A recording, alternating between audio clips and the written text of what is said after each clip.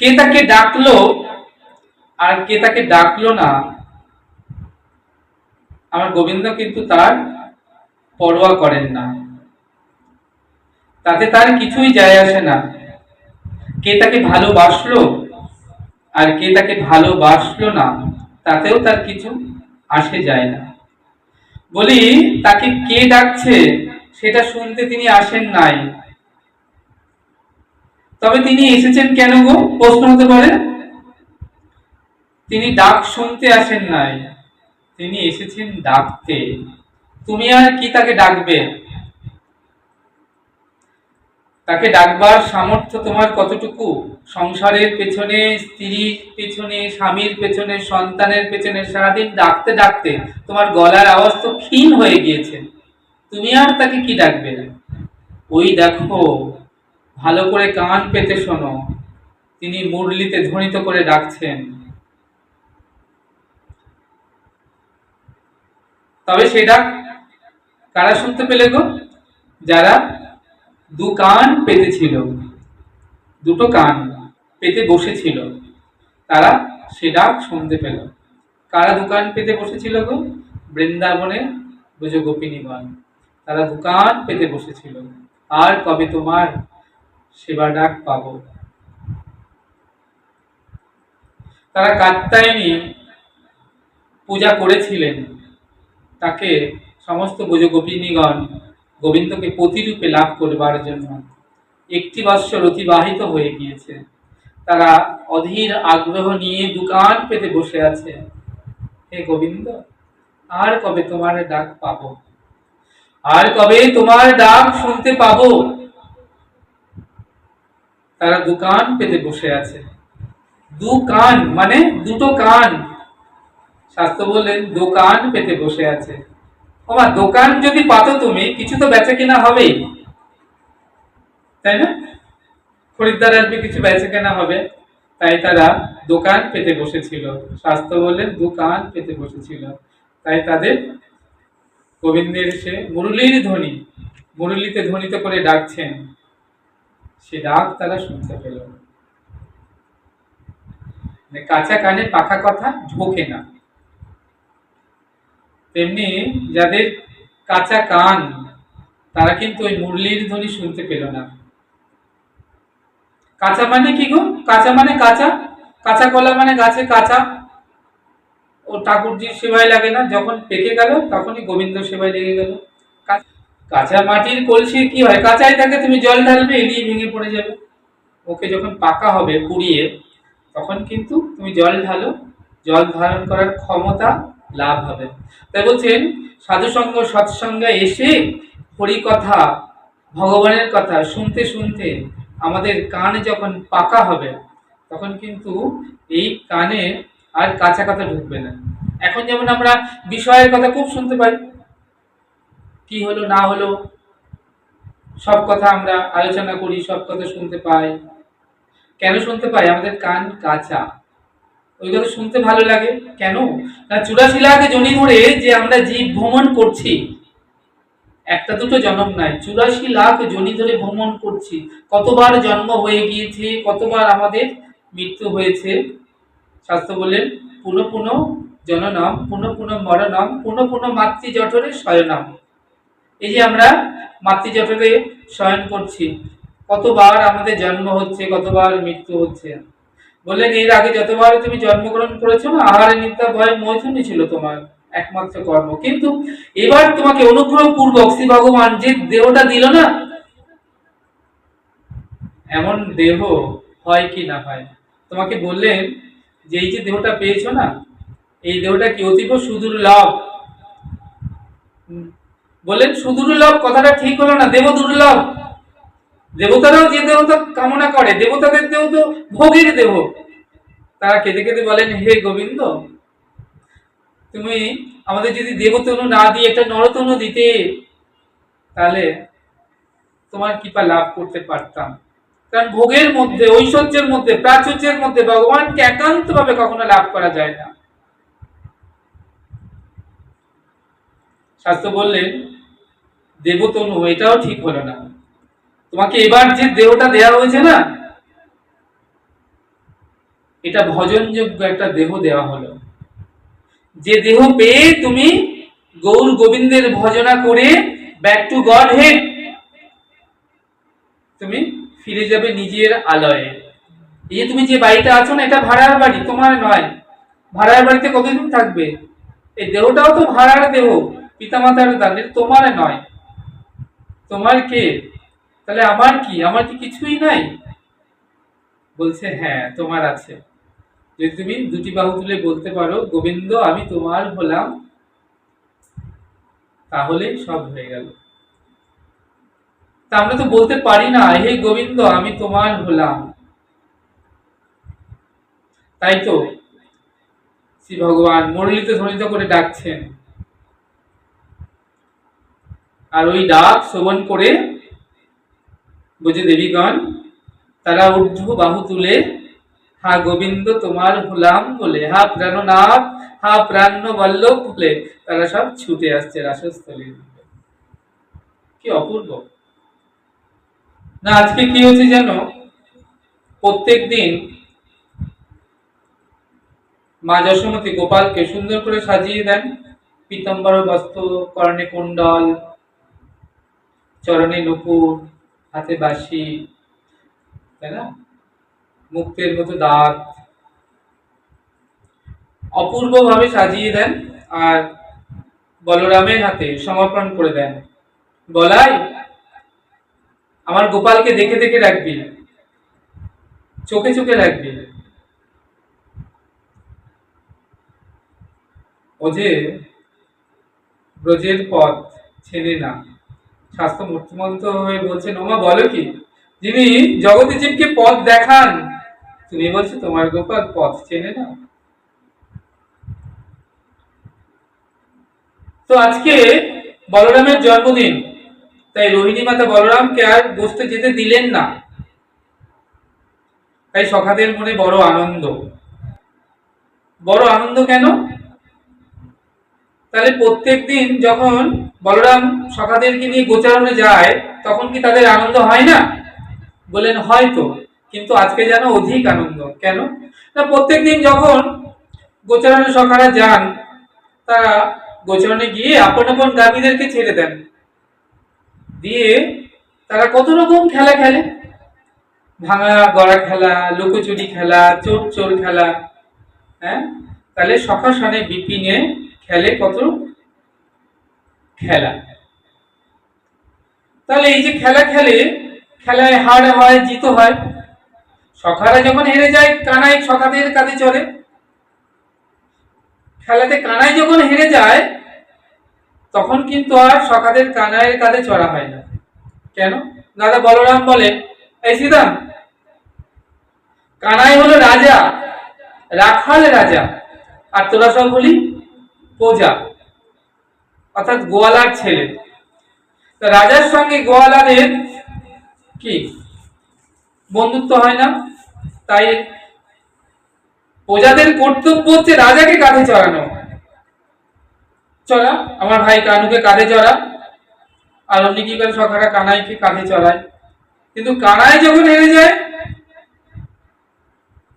তখনও কিন্তু বলাই দাদা থাকে, কাঁধে চড়ানো হয় না। কিন্তু আজকে বলাই দাদা নেই, তাই সকালের মনে বিরাট আনন্দ। তারা হই হই করতে করতে নবলক্ষ গোবৎস ধেনু নিয়ে আজ গোষ্ঠীর পথে রওনা হয়ে গিয়েছে।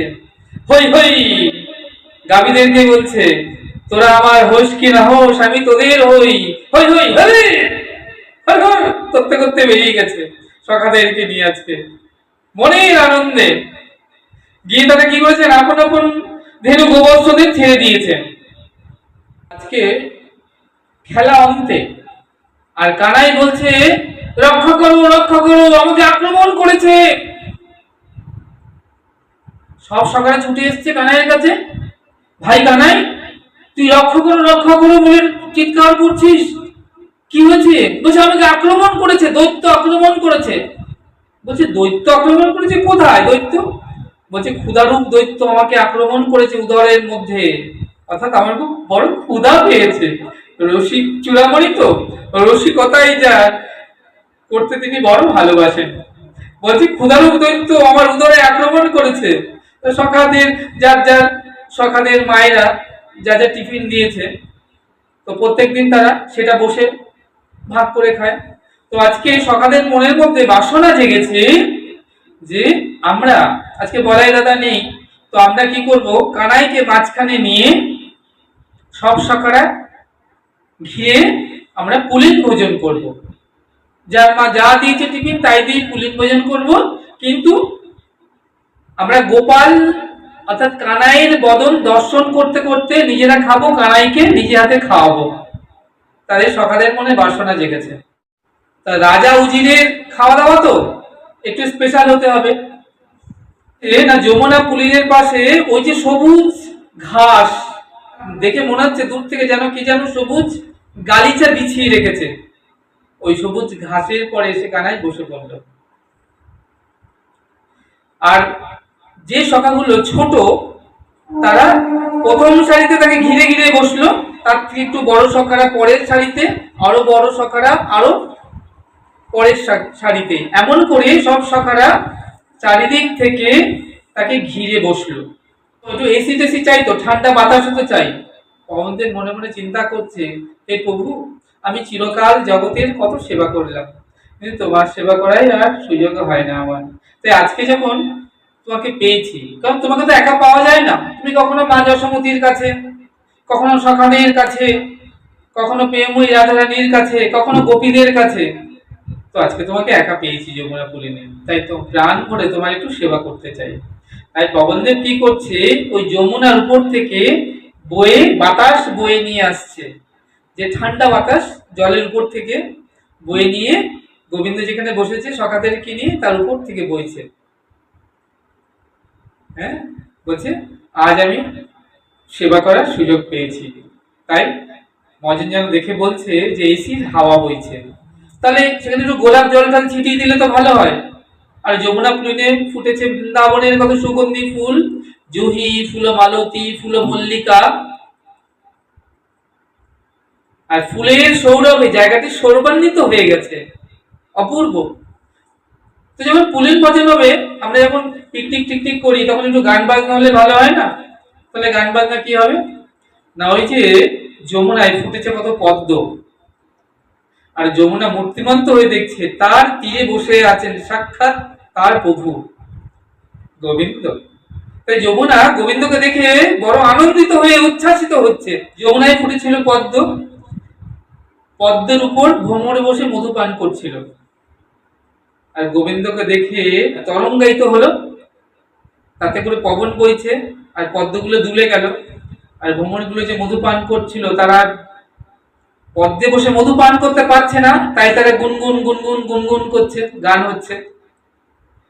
যখন ভ্রমর মধু পান করে তখন কিন্তু গান হয় না, যখন উড়ে উড়ে তখন কিন্তু কি গুনগুন গান হয়। তাই পদ্মের উপরে বসতে না পেরে গুনগুন গুনগুন হচ্ছে, বুঝতে পারছো? তাহলে গান বাজনা হচ্ছে, রাজা উজিরের ভোজন বলে কথা হচ্ছে, এমন একটা পরিবেশ সৃষ্টি হচ্ছে যেখানে সখা সমেত আমার গোবিন্দ পুলিন ভোজনে বসেছে। আর সখারা কি এনেছে না, দুধ আর ভাত। তো দুধের ভেতর ভাত দিয়েছে, তাই সখারা কি করছেন না, ওই দুধ আর ভাত কানাইয়ের বদলে তুলে দিচ্ছে, ভাই কানাই খা, তুলে দিচ্ছে। কানাই খাচ্ছে, আবার হাতটা নিচ্ছে, নিয়ে নিজেরা খাচ্ছে, আবার কানাইয়ের বদলে তুলে দিচ্ছে। আর কানাই কি করছে, পরম আনন্দে সখাদের সেই দুধ আর ভাত খাচ্ছে। আর কানাইকে দেখতে কেমন, কালো, আর কালো বদন দিয়ে দুধ ভাত গড়িয়ে গড়িয়ে পড়ছে। আর এই দৃশ্যটা দেখছেন দেবতা আদি, তারা দেখে বড় আশ্চর্যান্বিত হচ্ছেন। তারা মনে মনে প্রার্থনা করছেন প্রভুর চরণে যে তুমি যদি আমাদের দেবতনু না দিয়ে ওই সখা তনু দিতে, তাহলে আমরাও ওই সখাসনে বসে এমন পুলিন ভোজনে অংশ নিতে পারতাম, আমরাও তোমাকে খাওয়াতে পারতাম, আহা আমাদের জীবন ধন্যাতি ধন্য হতো। আর এমন সময় সেখানে এলেন প্রজাপতি ব্রহ্মা। ব্রহ্মা দেখতে এলেন যে আমার প্রভু কি অবতারে এসেছেন। তো ব্রহ্মা যখন বৃন্দাবনে এলেন হংসের রথে চড়ে, তা তিনি দেখছেন অনেকক্ষণই এসেছেন, কিন্তু তিনি এই সব কিছু লীলা দর্শন করছেন।